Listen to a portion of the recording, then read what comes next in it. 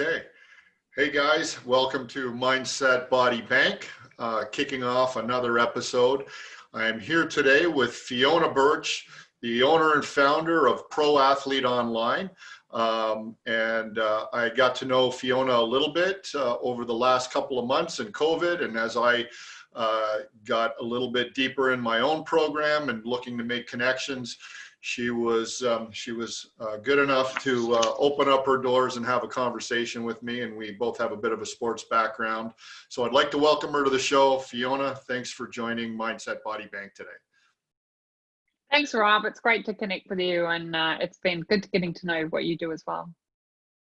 Well, I got to say I'm a little bit of a fan of what you do, especially as I am learning more and more about social media at a ripe age of 51 and having young kids who use it. I think it's important that we all understand, that there are some do's and don'ts, and especially in the sports world. I think a lot of young athletes take advantage of social media, perhaps in the wrong way. And so I think it's important that anybody listening to this understands that there's a correct way to build an image and an incorrect way. And I believe I don't know anybody else who does what you do. So maybe we can start off, give us a little bit of a background, because for anybody that's just listening, Fee doesn't have a Canadian accent, although she probably speaks better English than we do. So tell us a little bit about what you do right now, and then give us a little bit of background on how you got into that. Perfect. So what I do is I essentially help athletes. I also work occasionally with coaches, and I help them improve and protect their reputation. So what that is not necessarily when people get into trouble, but how can you build a reputation that if it happens, you get sort of pulled into a situation, maybe your team is in a situation, or you yourself, how do you make sure that you're in a better position to bounce back from that? So how can you be more resilient? And my background is I'm a former exercise physiologist, athletic trainer. In Australia, I was the only female trainer in men's sport, and it was rugby union, rugby league, a little bit of basketball, a little bit of triathlon. So I came to Canada about 21 years ago. And my degree didn't actually mean anything here. So rather than go and do it again, because I would probably not stay very focused on that, but I decided to do media copywriting. So that went into medical writing, which is a very strict environment with lots of rules and regulations. And eventually I ended up getting pulled into what we call mass marketing or advertising. So more your general non-pharma stuff, some McDonald's Canada, that kind of stuff. And eventually it ended up doing real-time response campaigns. So stuff on social media that are very kind of edgy, and now like the McDonald's Your Questions that back in 2012. And as time went on, I got into sports stuff and FIFA and Pan Am for major Canadian sponsors. So eventually I got sucked back into the sports world, gratefully. And for the last 4 years, that's what I've been doing. So I've kind of gone, and my understanding of my office once being a men's locker room, and sort of understanding what goes on, and just the mental aspects, which obviously, Rob deals a lot with, but understanding like what they want to, achieve in their goals, what motivates them, that pro athletes are not motivated by money. And how can we then use marketing in a way to make sure that all those opportunities and potential partnerships are available to them? So it sounds like people go, oh, that was so different, what you were doing before, what you're doing now. But like most things, it all ties together, and it all gives you a little bit different and wider understanding of what you're doing. So yeah, I think that the experiences you have, and it's funny how it all comes back full circle. I find myself, very similar to my story, right? Started out in sports, and now I'm back working with young athletes and helping them not make the same mistakes that I made. And I'm sure, you know, Yeah. had we have had mobile devices and the type of communication back when I was playing, there was probably a definite need for somebody like yourself in the locker room to give us the do's and don'ts. By the way, I know we were talking about this offline, but love the backdrop. If you guys are listening to this, Fia's got a backdrop of a hockey rink. It looks fantastic. Whereas I got a picture of a window and a signed Wayne Gretzky photo. So, but yeah, anyway. I didn't break into a hockey rink, guys. I love that. I gotta look into that background. I think it's very, very cool. Good. Last time we chatted, I forget, she had like a fence or something going on in the background. I had graffiti, a graffiti wall. Graffiti, that's what it was. Yeah. Yeah. She's keeping everybody on their toes. So good job. Yeah. So, you know, with your background in physiology and sports and spending a lot of time around, you know, men's locker rooms, and I'm sure that there's not much you haven't seen or heard, you know. So now you come into very this, much. and you know, being one of those guys in the locker room, I'm sure there were plenty times when they were testing, you know, you as a female being in the room. Oh yeah. And so, you yeah, know, these were not elaborate locker rooms at all. These were just, you know, very basic locker rooms, and you know, it was. So you mean they wouldn't be COVID? They wouldn't be COVID worthy today? No, God, no. No PPE and no splash guards in place. No. Funny, but it's great. I bet you feel good coming back into sports. I know I'm excited about it on the short period of time that I'm getting back into it now. So now you find yourself, you know, creating Pro Athlete Online. You know, who would you define as, you know, I know you're talking about athletes. Where are you spending the most of your time working? Who's your ideal client today? It's basically what I call sort of prospects and pros, and we work with teams. So if you start in the beginning, like anybody from sort of, it's getting younger actually, but usually 14, 16-year-olds through to sort of 18. But we work generally on a team basis, so preseason camps. I get pulled into those. But then I have the odd family that, you know, they really see the opportunity that, let's use hockey as an example. They could be in like New England or central districts like Wisconsin, and they know that hockey is going to be an avenue for their child to get into a good school or even more into the NHL. So they want that kind of preparation for them. So that would be on a one-on-one basis. I have a deal with the kids that whatever they tell me, I do not tell their parents. That's, you know, I do obviously in certain situations client-doctor relationship. Right, I do promote that they tell them, like, but I don't go talking to them. Sometimes I'll have the parent text me and they'll be like, oh my God, you know, this is going on, you know, what can we do? And I said, and 9 times out of 10, the rapport that I have with that individual, say 17-year-old, he's already texted me about it. And so I just sort of say to the parents, I'm on it, you know, we'll let you know where we're at. But they understand that I do give them reports, but it's analytics, it's that kind of thing. And so that's a team thing with the younger players. And then we have a group, we work with agents as well, where we work with all their, say, drafting players in whatever sport it is. And so we prepare them for the drafts and things like that. And then you've got the pros. So the pros are obviously all individuals. And occasionally you get the team say something disastrous has happened and it involves an individual. And so I may work on that side of the fence, but that's more unusual. So yeah. You could kind of be like the cleanup person. Don't say Ray Donovan. You know what? I watched that show and I'm a big fan of it. You're like the Ray Donovan of sports here, coming in and trying to clean up and direct, and I think that's pretty cool. I mean, I guess so, but I'm also a true slayer, so I won't do any spin. And they Yeah. sometimes the agents and the teams, they want that because they think that that's the only way. And I sort of say, we don't have the ability to hide stuff like maybe we did, in our day.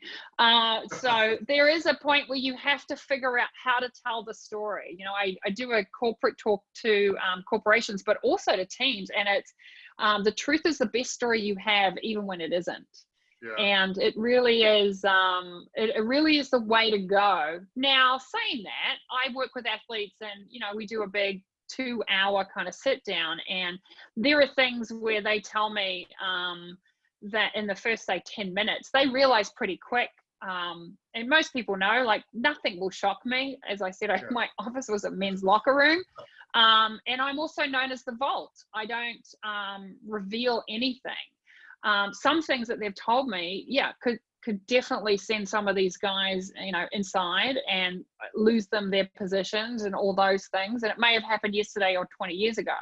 So it really isn't that we force everybody to put everything out there, but we certainly come up with strategies that if it was to come out, how do we deal with that? So that they, because you don't want an athlete at that level wondering, oh my God, what if this happens? Or, someone they may be involved with could be into something that isn't great. So there's a whole bunch of scenarios that we work through.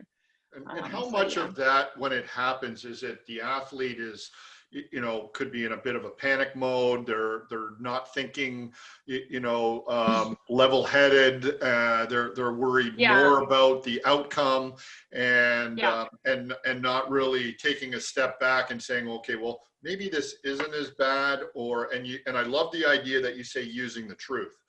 And I think that's something that, kind of ties into what I'm doing, and that's becoming a little bit more vulnerable, right?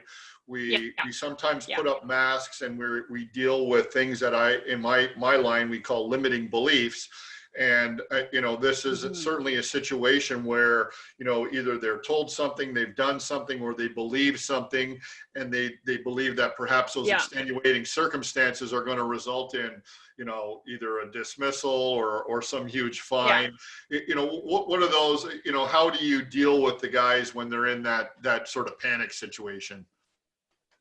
I mean, it is like a little bit of a therapist role a lot of times. Like, usually when they've told me something quite horrific, I may be one of 4 people that knows about it. So they're, they don't go and talk to a whole bunch of people about it because, they want to keep that circle pretty small. But it is, and sometimes I've had people ring up and say, like, what have you got for me? Because I'm like, I don't even want to go play today. Like, I'm what's the point? So it is kind of there is a lot of stressful situations. And, I say to them, like, let's get you into a sports psychologist. And some of them are like, oh, I've already done that. I did that 5 years ago. I'm not doing that again. I think I understand what I should be doing. But so there's definitely, putting people in contact with people like yourself and making sure they have that team around them. I certainly don't try and solve things that I'm certainly not equipped to solve. And part of my success has been making sure that those people are in place for them. Because there is that mental aspect, right, of any situation. But at the same time, for me, they're looking for sort of a leadership, and it would be like, oh, I'm going to stay off social media because something happened. And I'm like, actually, you didn't do this. This has been created by, say, the media did something or twisted something. Yeah. You need to set it straight. Wait a minute, the media never lies. Hey, listen, I have some great friends in the media, so I'm certainly not going to say anything bad about them. What's interesting. Let's not say lie. There might be the odd embellishment. It's really been like some clever, let's say, or not so clever editing that's gotten some of them. And so what we do is we make sure, like, hey, if that's not if that didn't come across the way you said it, or you feel that you said it, then retweet that little clip that they've been flying around with you and say, hang on a minute. The full clip said this, or that was taken, and the whole point of this is if they have shown their true self, their real self, when they do that, you and I are going to see that and go, oh my God, that is him being real. Like that, I've seen him face the camera, kind of break the screen and look at me and kind of say, I screwed up. So they're going to accept, the audience is going to accept that a lot better. If the biggest problem is we have athletes who are just showing their, jersey world when they're in their sports stuff, playing their game, doing their interviews. And then we see their sort of charity world. And neither of those are something that you and I would say we kind of get that person and understand who they are. We've never seen those vulnerable moments. So showing the real you so they'll accept all of you in those moments of crises is very critical. How often do you see athletes make that turn where, they maybe they're at a point in their career and maybe it's at a younger age? Because I'm relating this back to myself, where right. I come out and, at the beginning I was full of piss and vinegar and, I gotta be this guy and I'm the man and, look at me, I got a scholarship or my first year pro. And then they kind of go through a little bit of an experience or a humbling experience. And now, I say we all wear different masks throughout the day, right? And you kind of referred to, you call it a jersey. I kind of like that, right? They got their jersey persona, and they got, they've got their real person persona.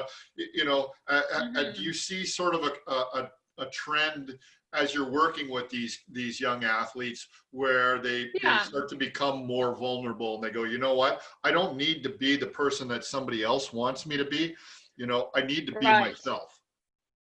Yeah, I mean, I'm certainly not responsible for that turn. I don't think, because often, I've been told when I've gotten certain athletes by their kind of media kind of entourage, like their little group of little helpers that they have, oh, you would not have been able to work with him 6 months ago because his head was just in the wrong spot. He was in that kind of piss and vinegar stage. I think that, it comes back to the kind of work that you do. And I love the All Blacks, the way they do it. I got to go back to New Zealand. Yeah, of course. And the All Blacks are the greatest rugby team in the world. But what they do, and I think it's fantastic, is when you get a rookie come in, they get teamed up with a more senior player, and that player teaches them media. That player teaches them, slaps them up the side of the head and kind of does that. Because if you think about it, they've been their heroes. Like, this rookie's looked up to this guy for the last, 10 years or whatever it may be, or 5 years. And so they're not, getting grippy with them. Like, they're definitely listening. So it really comes down to, who's all around them. But yeah, I definitely see that. When they come to me, they're either, something bad has happened, but I also take them well before that. If I've had a relationship with them from their rookie years, then, and now they're in year 2 kind of thing and something's happened, it's, they're usually pretty open, and will absorb any kind of, help that you give them. So yeah, but honestly, you and I know the guys that that are still in that stage that, we may have been in the early years, they don't make it. Like, they are just not, their head is out of it. And it's not that they're not good enough. It's just some of them can't overcome that mental kind of change, and it affects their game, right? Why do you think that is? I'm curious about why do I think perspective. So why do you think that is? Why do you think that, they've got all these tools and these talents, and it's the mental part of their game that they can't get over, and that's really what might be holding them back? Yeah, it comes from different stages. I think that some of it is, some of them are just not, most athletes I know, they're quite introverted. They're not this extroverted, even though you may see them, do their post-game interview, they're actually, not that extroverted. And you're putting them in a really big team environment with a ton of different personalities. And sometimes it's just a lot. Did you see the post-game interview yesterday after the Stars went down? After the one with Jamie, he just sat there. Yeah, he sat there, and then he didn't answer, and then he said, asked so-and-so from the Athletic for the second question, and he didn't answer that either. So but one thing I'll take from that isn't that that's a bad thing, or, any sort of a weakness. I think if anything, anyone who thinks these guys are playing for money or they're overpaid and, whatever, jumped up little kids, that's an example of someone being truly vulnerable. I mean, he's aware he's on camera. He's aware it's the Stanley Cup. He knows that's getting a massive reach. Yeah. So often, people introduce me and, we talk about Fiona, works with social media, but I really deal with real life situations. Social media is just where it gets pushed out. And Right. It's also where we fix things, if you want to talk about fixing things, which I don't like to say it that way, but because I won't do spin. So, but it's also where we show who we are. And I think that, if we saw anything from last night, it was this guy, it wasn't about, oh, screw it, I'm still getting paid the same amount of money as I did yesterday, right? It's really about, this was deep for him. This was massive. He had, you could see the weight of it on him. And if anything, you shouldn't beat the guy up on social media about that. You should be saying, wow, this is a real guy, right? Like he felt it like I felt it because, my team lost so or whatever. Looking under the circumstances, to your point, right? Yeah. There wasn't thousands of screaming fans at the building. There was nobody there, and you wonder, well, these are $1 million babies going out and playing a sport. Yeah. And, who cares? Whether, they probably don't. Well, these guys care. And I think that was a huge testament to, these guys playing with heart in front of nobody. Okay, yes, they're getting, a lot of money to do it, but there's nobody to impress that at the arena, so they're bringing heart, they're bringing passion. Yeah. And the fact that he's speechless after a game because he's still dwelling on the fact that they lost. And they lost playing in front of nobody, but they lost. Yeah. That speaks, it's massive. Volumes about the commitment of these young guys. I absolutely agree. And that's what we really need to get these guys to kind of show more of, that it's not the chest beating, jersey wearing kind of athlete or, and it's not the do-gooder kind of donated money and did some fundraising. I mean, these guys, they were once kids playing hockey or whatever, looking up to their idols, and it's a massive thing for them. I mean, I've had guys where they messed up during the game badly and they're on the plane and they're texting me on the plane and I'm like, well, who can you go kind of talk to in your team? And he's like, they all hate me. And he's sitting down the back of the plane, like just texting the whole way and messaging me the whole way. And he's like, I'd rather just like sit here and talk to you about this because it's just, I feel so bad. Doesn't want to face the team or the coaches? No, he just the pressure, felt super bad. Like felt like he'd really messed up and it was just, so and so you're talking to them and you're just like, well, it wasn't great, but you're sort of trying to get them moving. So, but it is that relationship that I have with them, that it is that close. Like they, I'm definitely old enough to be their mother, so it's like there's definitely a little bit of that. But at the same time, they know they can tell me anything, and I'm not going to be, I'm not going to judge them. I'm never shocked by anything. I think they're shocked that I'm not shocked. I mean, there's been some stuff and they're just like, they're waiting for a reaction. I'm like, I'm not going to give it. Like, you're not getting the reaction like that. Not going to judge them or give them that reaction. No, God, no. I mean, it's just, what's the next step forward? Yeah. Talk a little bit about how you build that relationship. I mean, with the hockey backdrop and, I know from our conversation, you spend a lot of time in that sport. I know you do some other sports, but how does a physiology major from Australia come to Canada and now earn the trust? And I know being an ex-hockey player, earn the trust of the guys in a sport that, you're not native to. I'm definitely not native to, and something that I'll give as a piece of honesty is my kids. I brought them up to hate hockey. And you know, I've spoken at the NHL draft to the I think you were coaches, and going they to all say go, that. I know you shared yeah. that So with me. I wasn't going to bring it up. I know I'm open about it. It's kind of, and people say to me, why? Like, first, like, what? And I go, well, why would I move to a cold country and then go inside to be colder? It makes no sense. And, you know, so, I mean, there's better things I'll be doing, you know, sleeping in with a cup of coffee on a Sunday morning than being at the rink at 5 a.m. But, you know, it's funny because I do feel now I kind of missed out on this entire family of what hockey is. And while I you would have been a pretty good hockey mom.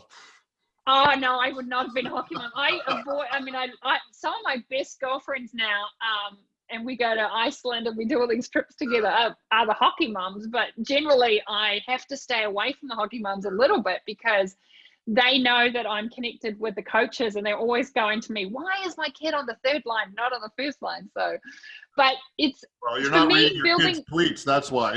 No. For me, how do I get that trust? I mean, first of all, my process is, so if there's at the pro level, you know, they either fly me to, or they're in, you know, I'm located in Toronto, you know, I wouldn't say most of the time now, but usually I'm somewhere. So I connect with them personally before there's any contracts or anything, and we kind of just, you know, talk. And see where they're at. And we try to do that in person if we can. Not always possible, but there is a point where it is in person. There's 120 questions that I ask them, and it's a closed room. You know, I think I mentioned this to you. I'm on my computer. I have a document. There are no names on that document, so that if my computer or my cloud got broken into or anything, no one would know what this is. Gotcha. Within about it's all these questions like, you know, why did you start playing this sport? What's your family life? You know, it gets personal for sure. For sure. Which is why it's me and them in the room, and that's it.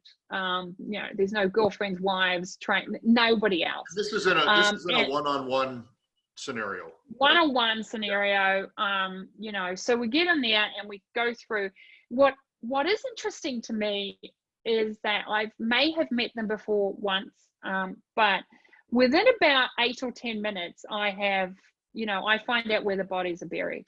It comes out so quick. And then what's shocking is they may have only told 4 people in their life, right? So it is a bit of a, you know, thing that you have to kind of like, you know, appreciate that's a big step from walking in the room by yourself. But yeah, I don't know if it's my Australianness or Kiwi-ness, because I'm a bit of a blend. I have 4 passports.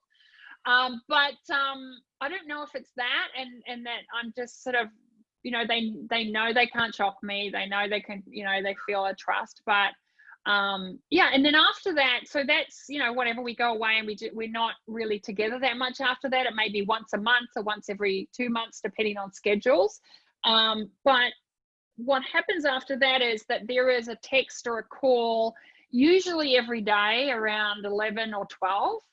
Some of them don't want it every day, you know, they want to do their own thing, but generally it's just a check-in. And I'll just be like, hey, these are the stats on the analytics from reputation analytics from last night's game, or how are you feeling today? You know, let's put this out. We may have had content planned, but because of what happened at the game or something, or, you know, something in the world could happen. You know, you have, you know, currently, you know, we have, you know, COVID, and we have an election, and we have, you know, Black Lives Matter. So those are 3 really big things that impact how people are presenting their thoughts and ideas. So we talk about that. So we may make a shift. So that's generally it. So are you working, so as part of your program, are you developing sort of a roadmap or a plan for these guys, what they're going to do, you know, loosely based on the outcome of games, and, you know, how often they should be posting? And do you recommend one platform over another? How does that all work?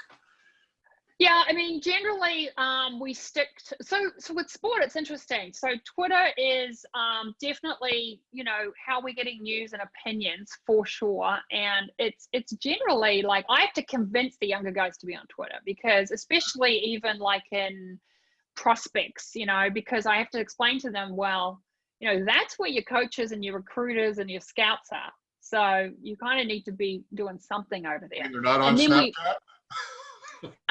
Snap is like, it's really, That's all my kids use. it is, but it's like, I mean, this is the thing, messaging. It's more of a messaging platform. It's actually the messaging apps that get people in trouble, because as we know from last year, or was it, I can't remember if it was last year or this year, but the whole, behind the scenes messaging that went on that wasn't behind the scenes at all. So in hockey. So, and then we look, obviously we do look at Instagram. I think TikTok, is a fantastic platform. I think it's a really great, you can use it really seriously actually, or you can have fun with it. It's such a great idea. You can really stand out. So I think that's a fantastic thing. But one thing I'll say about TikTok is it's massive numbers. You can get massive followers and massive numbers, and you can't look at them with the same lens as what you get on Instagram or Twitter, because it's just not the same amount of real juicy engagement that's going to be relevant. So you don't get swayed by the mass numbers, so. Okay, so I'm naive to it, other than, I know what it is, right? And Yeah. the one or two TikTok videos is the same kind of song and people are pointing. Yeah. How would you prescribe TikTok to one of your clients? I mean, it depends what they're doing. I mean, I think that trying to break out and do different stuff, you can do all that, sort of cult following, song, dancey kind of stuff, which I think is fun. Yeah. But it really comes down to when we do that 2-hour, sort of get to know you piece, and then I talk about what their goals are and I set out a strategy. That's going to show us where they go with TikTok. I mean, an example of standing out on TikTok, it's not sports related at all, but there's a guy that's showing you Google Drive and sort of, Google Gmail kind of tips and stuff. And it's really funny because you see all the stuff and then he comes along and he's literally doing screencasts. And it's, but there's one, like if you type in the movie name and then, like Google Gmail Drive or whatever, it comes up, you can watch this movie for free. Like there's all this really great things and you just wouldn't expect to get that from there. There's a great way, if you're an athlete or if you're a strength and conditioning coach, you can put that kind of stuff out there, and that's really well followed. Nutrition stuff is really well. Your stuff is really good on there. So it really is about. Just for clarity, not my stuff personally, because I have yet to record a TikTok video, and I'm not sure if my kids would live me down. We're gonna get you a TikTok video. We'll talk about that and how you can help me out later. But yeah. Sorry. I mean, there's a lot of stuff you can do out there, and my kids, I was sending them videos, and their dad said to me that he goes, "Oh, you said that cat video or something, I don't know what it was," and he goes, "Oh, Mum's on TikTok." This is like a year ago when it was a while when we were all sort of first getting on it, whenever that was, but. And I'm like, but there is some good opportunities on there for sure. You can definitely put some stuff out there, but it depends.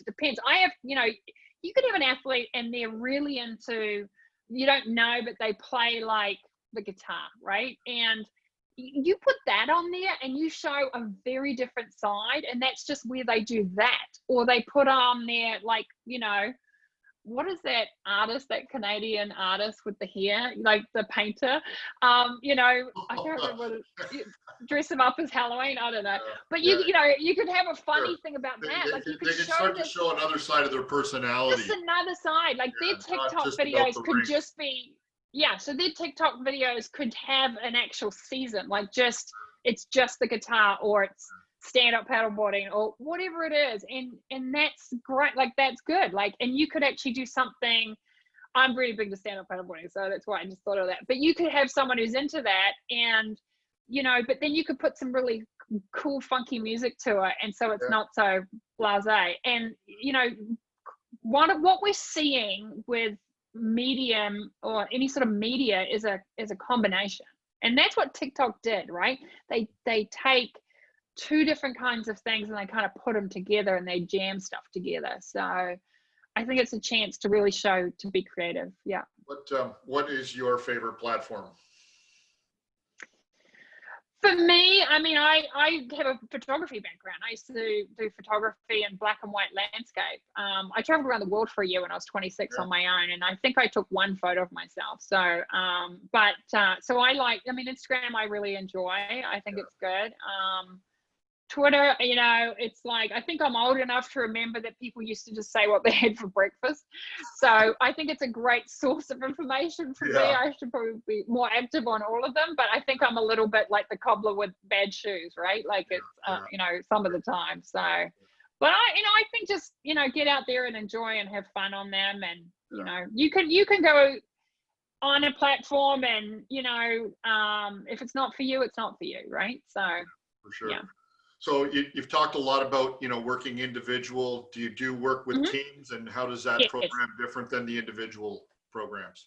Yeah, so I work with agents and that have generally the agents that I've been working with sort of that medium level athletes that are not necessarily like they're going to the pros, but they may be lesser known. So what we do with those agents is because what I love about those agents is they do give true one-on-one great sort of support. They surround themselves with really good people. They don't treat their athletes like ABC, the top tier kind of, and then ignore everybody else. So what we do with an agent is we look at all of their clients and we form a group program for them. And we do pre-recorded videos, trending stories. So if something happened, like for instance, the video last night after, the start, so that's more of a media thing. We talk to them about, I will take that as an example and do a little 2 or 3 minute video on what I think about that. Was it good? Could it be, what should you do if you find yourself in that situation and you're speechless, So my advice for that is you can't change what happened last night, but it's an opportunity today for him to come out and talk in his own way in a pre-recorded thing and say how he really felt. And I think if he does that, man, that thing would go. Like all the news, everyone would pick that up, right? Because they would understand and see a really vulnerable side. So I think that is, I like to look at it as it's an opportunity. How do we make that? How do we leverage that in a genuine, worthy way for that athlete? And then we do a live Q&A and we do like live group sessions. One thing I love to do with agents and also teams is also the agents, they may have 2 players that are kind of like friendly competitive, and we kind of set up, it's not set up like fake, but we kind of set up opportunities and great things to do that kind of O.V. Crosby kind of thing where they call each other out. But it's like as a fan, that's what you want. You don't watch a game to get a tie. That's infuriating. I'm laughing because I just had this image of that. Hey, Tony. Yeah. So what's my name? So we kind of set that up and set it up like in a genuine way. I shouldn't say set it up, but you know what I mean? Like it's a real thing because, and we do that and we show what that does is it shows everyone how to be competitive without being negative. Like we want you. We want to hear an athlete say to another athlete, like, you better bring it to this game because we're coming after you. Like, that's awesome. Like, it fires you up. And so that's what we do with teams. And it could be young teams. I work sort of in Central Districts, USA Hockey kind of stuff. USHL, OHL, that kind of stuff. And then, or it could be, and then I say that with the individual guys too. Like, who is it that you kind of love to hate, that kind of thing. And for a little social rivalry. Yeah, I mean, I had a guy once, and he was like kind of introverted, and he didn't like doing being on video. And but what I found was he was awesome at narrating situations. So we got him in the locker room with doing Instagram stories, and he would be videoing what's going on, and he would be narrating it, and he would be like laughing at whoever. Yeah. And what we found was it was a new team for him, and it actually helped him really settle into that team and Start kind to of be assimilate with those guys. accepted. Yeah. Yeah. And then I said, do you have a great rapport with this one? Right. And those two started doing content together. Nice. So, and they actually started a regular little thing. I won't say what it was, but I don't want to, name the athlete, but, so it's kind of cool. So that's the thing, but we do that with teams as well. What's important about working with teams, especially younger teams or prospects sort of age 18, 19, is we don't want to be telling them no. We want to be showing them how. That's always the way I come at it. And if I can get a group of 3 or 4 athletes in the team, we set up about 4 of these little groups, and those 3 or 4 guys are working together on content. It might be like, hey, you video me while I'm doing, whatever it is, butterfly stretches, whatever it might be, or some fun stuff, or when we go to the stuff. When one of those guys slips up and does something dumb, I don't need to tell them, because the other 2 guys have like, not beating them up in the room, right? Not beating them up in the locker room, but what the hell? Like, what are you doing? And so what happens is the coaches love it, because they're like, hey, I don't even have to police them. I can actually come to them with a solution because the other guys already pointed out the problem, right? So it is it's a great way to kind of keep people, in line, I guess, is kind of what, the coach term, but just to keep moving forward and building that resilient brand. And it does help them build their rapport in the team. I mean, it is a great thing. And it also stops, I hate to say this, but kind of the PK example. I mean, I love PK. I think he's awesome. He's done amazing things, in the community, and continues to do so. And I think he has a great sort of passion for the game as well. But what happened there was he built this it's like tall poppy syndrome, we call it in Australia, where he kind of came and elevated everything. And in the world of hockey, especially, we don't see it in the NBA and the NFL, but in the world of hockey, that was not taken in a positive way. And so they just, cut it down. Yeah. I compare PK to Von Miller. I mean, Von is known as having it's so funny when he's doing snap, and it's like, and he's, he's in the locker room, and they're like, hey, get your buddies to follow me. Like, stop following Von and follow me. Like, there's kind of a great rapport about it. That he is, this great persona, but he pulls the young guys in and the guys who are lesser known, and he makes sure he ribs them online and stuff. So there's a way to do it that it isn't like, hey, look at me. I never profess that. I think I think the biggest misconception with what I do is the guys going, I don't want to build my brand. I want to focus on the game, or it's a distraction. And to that, I say injuries are a distraction, but we don't tell athletes don't play because you might, hurt yourself. We give them the tools to recover and the tools to be strong so the injury won't be as bad. We don't do that with their brand. And if they're not building their brand, the media and the trolls are, and that's not fair to anybody. That's very so that's kind of where we, I guess that the philosophies of Prometheus Online. I've learned quite a bit here. You talked a little bit too about, you mentioned it a few times about the analytics. Do you see sort of a trend in the analytics trending in a positive way, or views when these guys step outside of their jersey and become more vulnerable, and they're recognized as people versus sometimes athletes? Sometimes.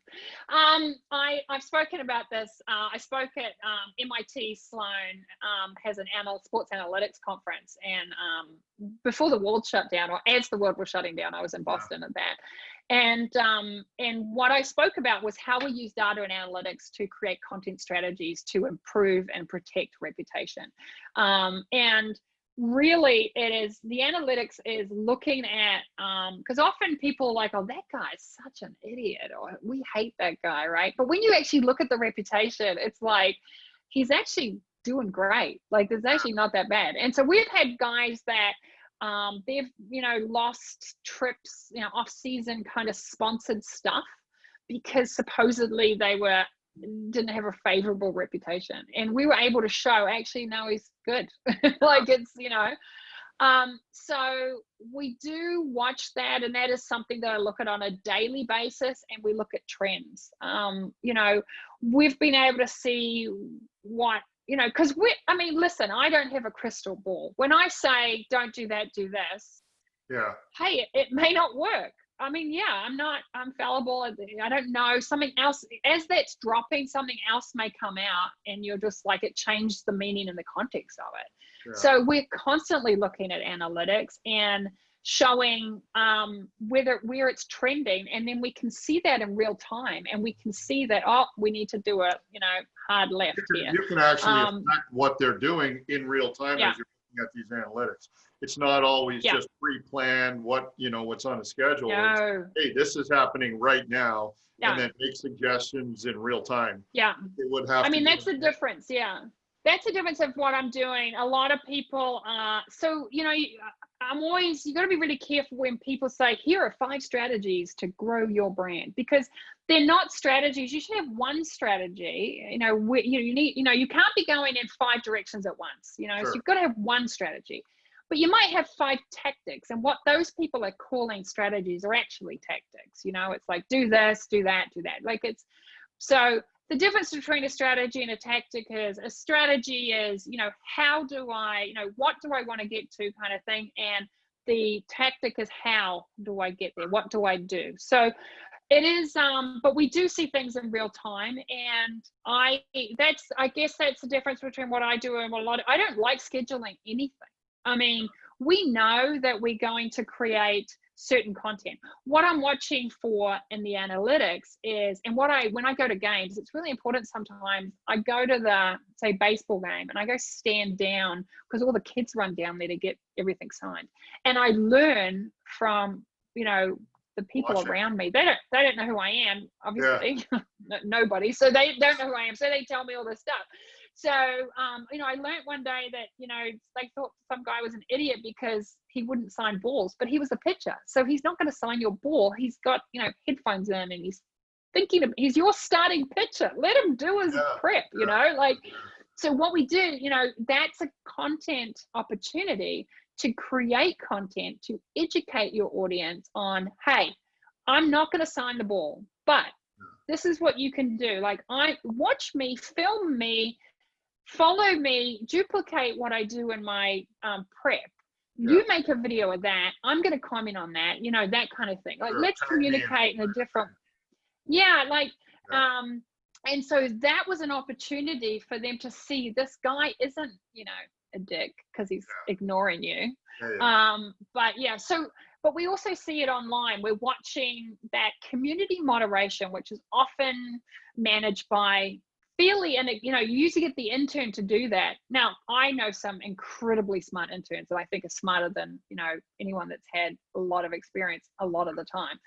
But what happens is they can be forced to just do things for numbers and sales and, engagement, and they miss sometimes that those opportunities are there, like somebody commenting on something. And so when we start to see patterns of, everyone thinks this guy is whatever, or not doing this, or terrible at this, we make content to show why that reaction was the way it was, right? And then we put that out, and that is always well received. And I'm not talking about scrubbing people clean. If you're an arrogant athlete, you're an arrogant athlete. Like, that's fine.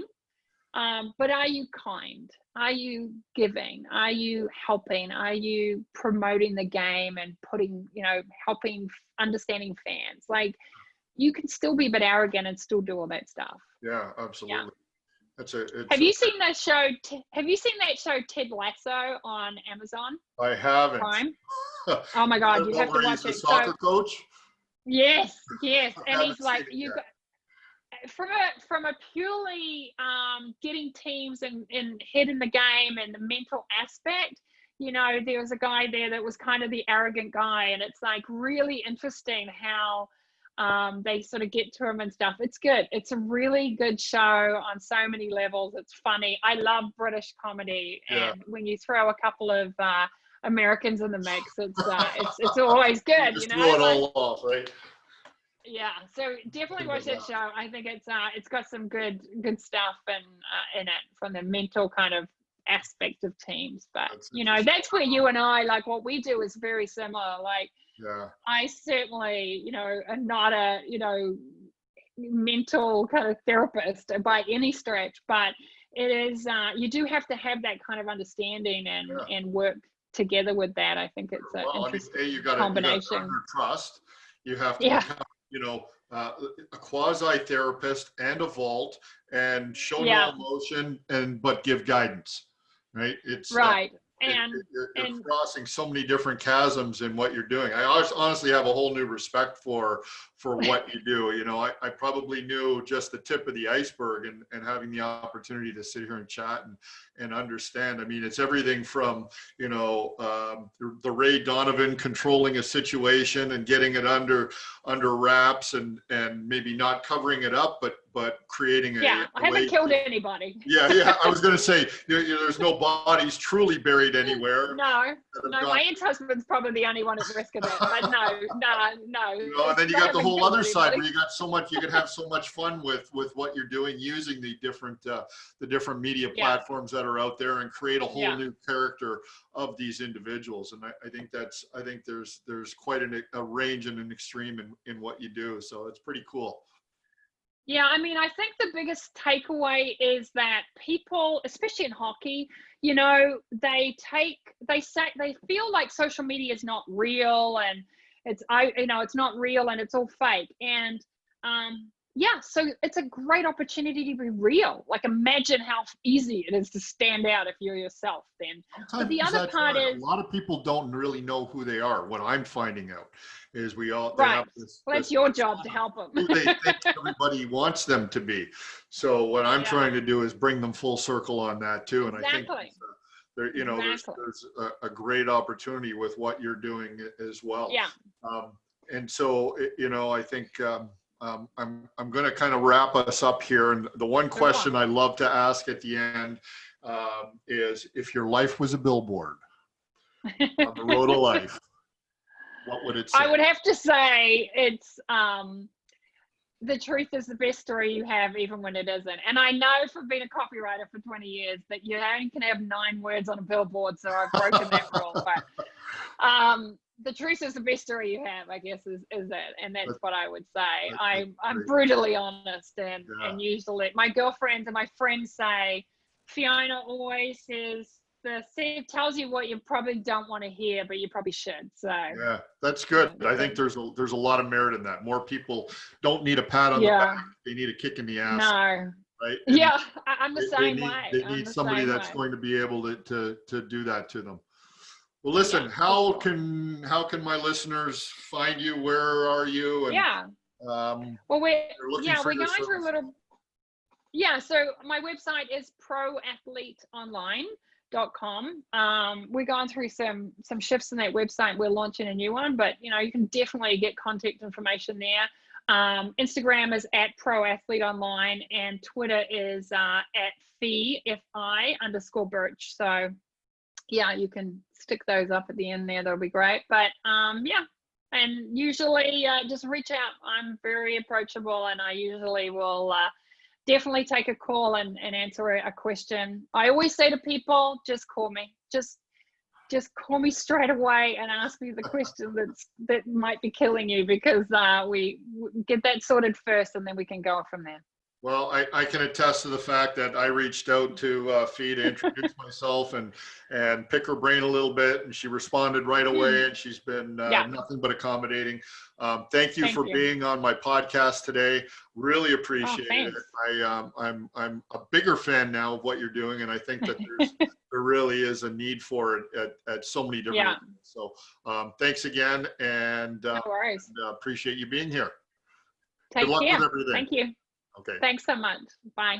Bye-bye.